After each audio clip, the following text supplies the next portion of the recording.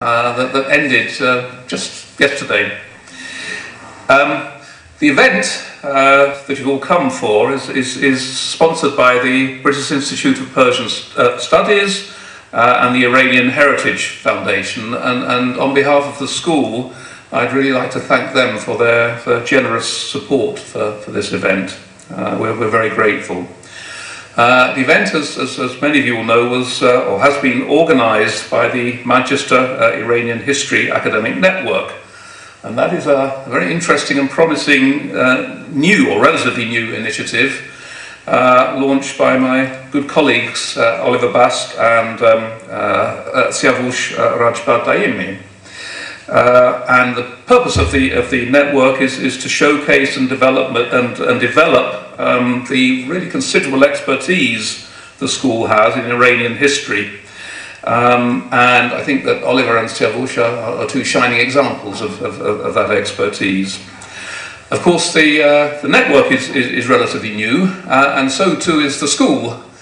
In fact, they were created more or less in coordination with one another. So that too is a new venture, and I think that provides the sort of the perfect environment in which the network can grow and thrive, because the school was created to bring together the largest concentration of arts and humanities studies, certainly in the UK and arguably the world. So that, am I allowed to call it MIHAN? Am I allowed to use the acronym?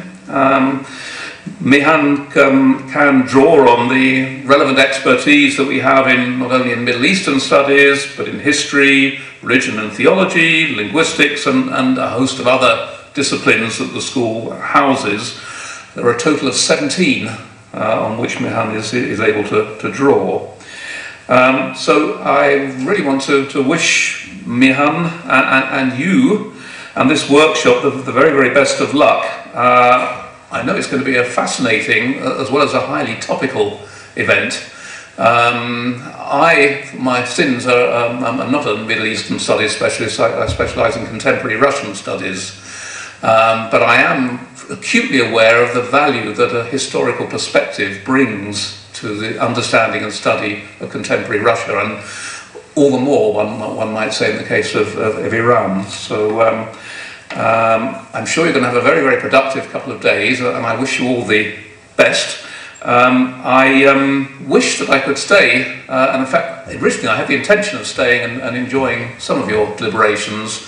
I'm now, I'm afraid, changed plan. I'm embroiled, or I'm immersed in reading through 9 ref submissions for our school. Those of you who are based in the UK will know exactly what I mean, and will know how painful an experience that is. Those of you who have no idea what I'm talking about, believe me, you're better off not knowing. So on that I shall conclude, and thank you once again for inviting me.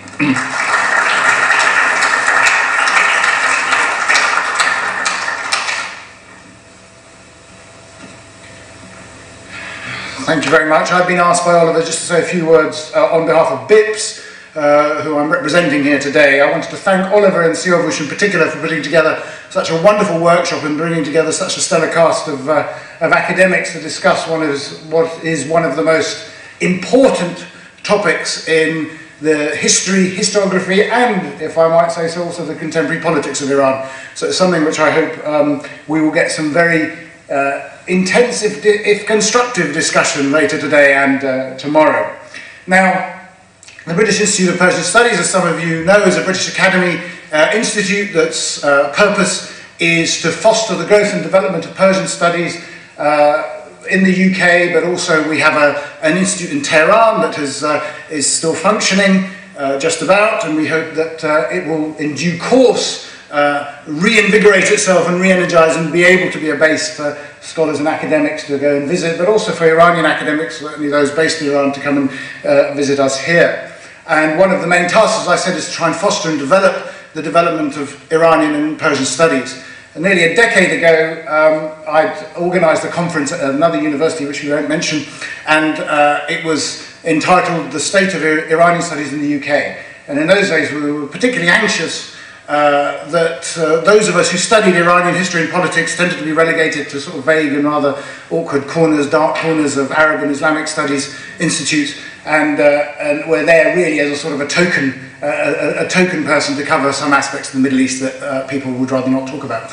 I'm very pleased to see that today that is no longer the case, and a number of institutions, including obviously Manchester, which we're very grateful today to be here as they are hosting us, where we actually find that Iranian and Persian studies is in robust health, and this must, certainly I would say, but I do think is a good thing.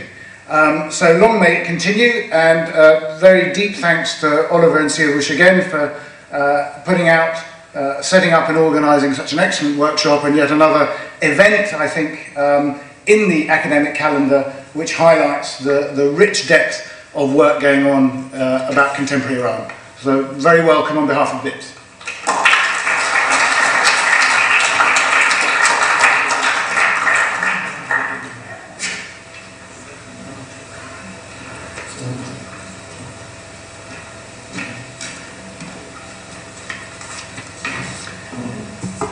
Good afternoon, ladies and gentlemen. On behalf of Iran Heritage Foundation, welcome to this workshop.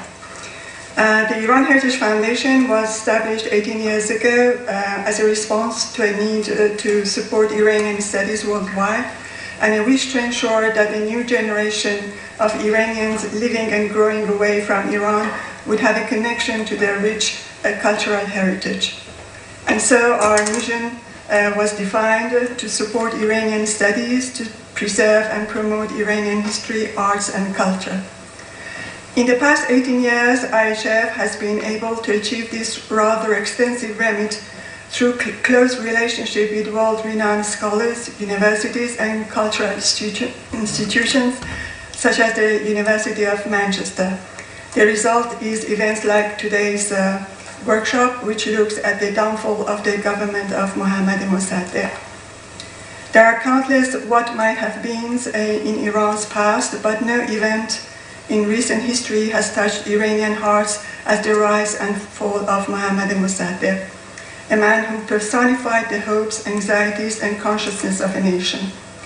We hope this workshop will provide some of the answers to the many questions that surround this period, especially the role of the United States and Britain in undermining Mossadegh and his government. His fall would affect the course of events for decades to come, and revelations of the CIA's intervention in Iran continues to this day. We would like to thank the co-sponsors, University of Manchester and the British Institute of Persian Studies for making this workshop happen.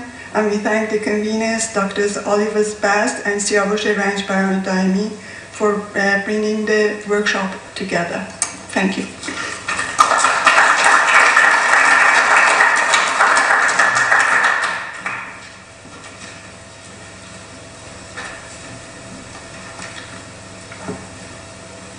Good afternoon, ladies and gentlemen. As بخیر بانوان و آقایان، حضار محترم. درود بر شما بینندگان عزیز که شما برنامه را از طریق شبکه آنترنت تماشا می‌کنید. My name is Oliver Bast. I'm a senior lecturer in Middle Eastern history here at the University of Manchester. And I'm, for my sins, together with my dear colleague Siavush Ranjbar Daimi, with whom I founded here at the School of Arts, Languages and Cultures in October 2002, the Manchester Iranian History Academic Network, MIHAN, the organizer of this event. On behalf of MIHAN, I would like to wish you all a very warm welcome to the University of Manchester. I know very well you have not come here to listen to me. Still, I beg you to bear with me for a short while, because I would like to express my gratitude to the various offices and services within the University of Manchester who have supported us throughout the organization of this workshop. Furthermore, I would also like to present my heartfelt thanks to our main sponsors, to the British Institute of Persian Studies, an institute linked to the British Academy, and to the Iran Heritage Foundation, without whose generosity it would have been absolutely impossible to hold this event.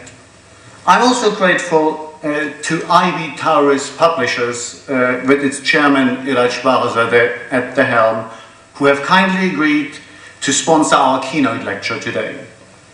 Last but not least, I would like to thank my wonderful team of volunteers, all former or current PhD student of mine here at the University of Manchester, and especially Mr. Michael James Wilcox, who has been our very able head of logistics for today and will be tomorrow.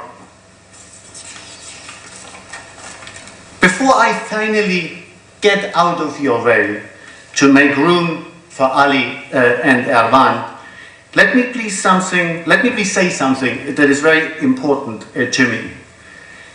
And I will do that by quoting to you an email message that I received a couple of days ago from my friend Anthony Wynne of the Iran Society, whom some of you might know.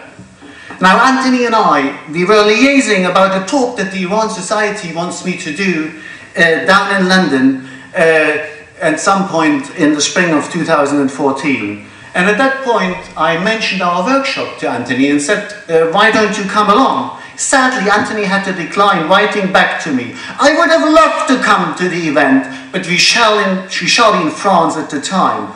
Rather you than me organizing that. You must have a hidden suicidal tendency that I was unaware of. Well, I must admit that at various points during the long process of the organization of this workshop, I have been wondering about that, I have to say. However, what is far more important today is what Anthony also wrote in his message. And I want this to be the guiding principle of our gathering today and tomorrow. Anthony wrote, I wish you a peaceful, calm and well-ordered event, free of emotional outbursts and full of objective and detached analysis. And with these words off my chest, ladies and gentlemen, Hawzay Mohtaram, Binandegane Aziz, I have the pleasure to hand over the floor once again to Professor Ali Ansari so that he may introduce our Ivy Towers keynote lecture to be delivered by Professor Yervand Abrahamian of the City University of New York. Thank you very much. Khayli mamnoon.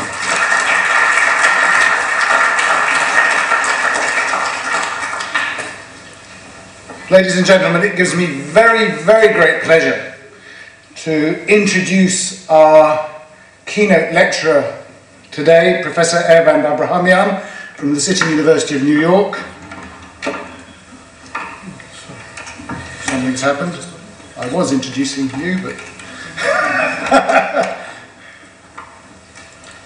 Sorry, just a second. Don't worry.